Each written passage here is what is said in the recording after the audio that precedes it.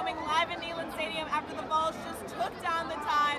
Fans have stormed the field, ripped both goalposts down. However, they are not allowed to leave the stadium for fan safety. Fans are now, if you take a look, they are ripping grass up from the field. I'm Gracyn Thatcher bringing you breaking news tonight. Now, the Knoxville Fire Department is responding to a fire that you can still see behind me a little bit. That smoke is still bellowing. And I'm Gracyn Thatcher from UT's Connections to Elections to a live interview with Knoxville Mayor India Kincannon. We're covering why your vote matters. Hey Vol Nation, Gracyn Thatcher here with the Volunteer Channel. Now we're here at the homecoming parade.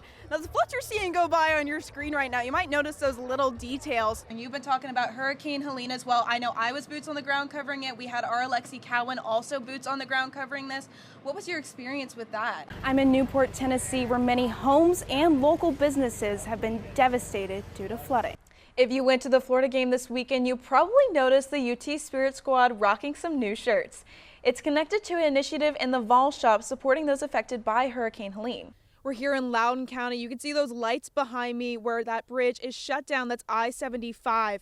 Now we're hearing that 5 cars crashed on that bridge. One of them went over the bridge and into the Tennessee River.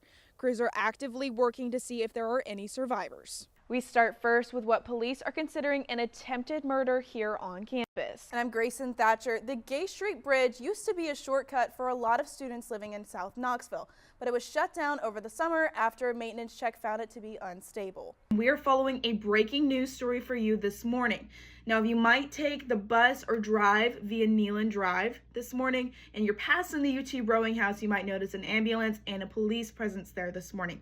KPD has reported that they pulled an unidentified body from the river at around 8:30 a.m. this morning. This is a developing story and we will continue to keep you updated. The March Against Fascism just concluded. They walked from T-Rex all the way through campus on Ped Walkway and just ended here in the 21st Mortgage Plaza right in front of the Student Union. Welcome back to the Volunteer Channel's second live special, Trailblazers. Celebrating women across campus, we are live from the Scripps Lab today at the College of Communication here in the University of Tennessee. So a really big reason we're here today is because for a lot of students on campus, this is their first presidential election that they get to take place in. I mean, kind of tell me, why is it so important for these students to be getting out and voting right now? Chancellor Plowman gave her 7th annual flagship address this week, where she talked about the growth that the university has had, that 92% retention rate of students, but also what's coming next from building to increased faculty. To learn more about what's next for this university, make sure to tune into Vol News this Friday at 12:30. It was very scary, and something that did not help is the fact that we didn't have a lot of information. At about 1 p.m. on Monday, the University of Tennessee Police Department received a phone call that an individual with a weapon was at Hodges Library. Seeing that was very nerve-wracking. Afterwards, I couldn't concentrate. I had to go back home. Phone calls like this are happening at universities across the country, over a dozen in just over a week. Homeland Security calls it swatting, a malicious act that can involve placing false emergency phone calls to emergency responders. The goal? To provoke a significant law enforcement response and cause chaos. When the call came to UTPD on Monday, safety was a priority. We want to make sure that you feel safe too. We don't want students having questions about their safety. If there's something that we can answer, we want to give you that information. After responding to the call, reviewing camera footage in and around the library, and searching the building as a precaution, UT Police posted on Instagram and Facebook sharing what happened. If something is happening, the first thing I'm going to do is check my phone to see if there's a UT alert, and I didn't see one. And I don't want to have to go on social media, whether that be Facebook or Instagram, to see what they have to say about something that's happening right now.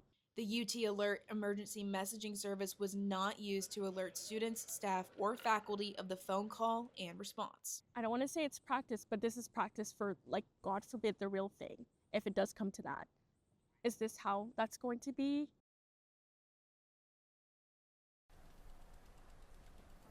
It's one of the fastest ways to get around campus. I'm on my bike practically all day.